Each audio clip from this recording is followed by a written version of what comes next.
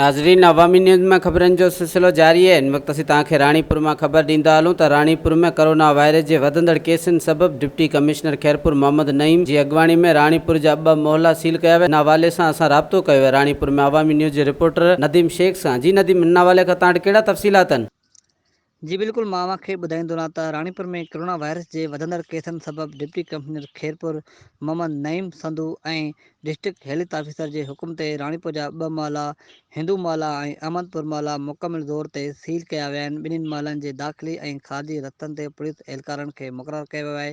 कंहिंखे बि मोहल्ले अंदरि दाख़िल थियण ऐं घरनि खां ॿाहिरि निकिरण जी इजाज़त न पई ॾिनी वञे। राणीपुर जा 2 मोहल्ला सील थियण खां पोइ शहरनि में खौफ़ वारी सूरत पैदा थी वई आहे। जी वधीक ख़बरनि ऐं तफ़सील जे लाइ विज़िट कयो असांजी वेबसाइट awamiNewsHD.com ऐं ॾिसंदा रहो अवामी न्यूज़ HD।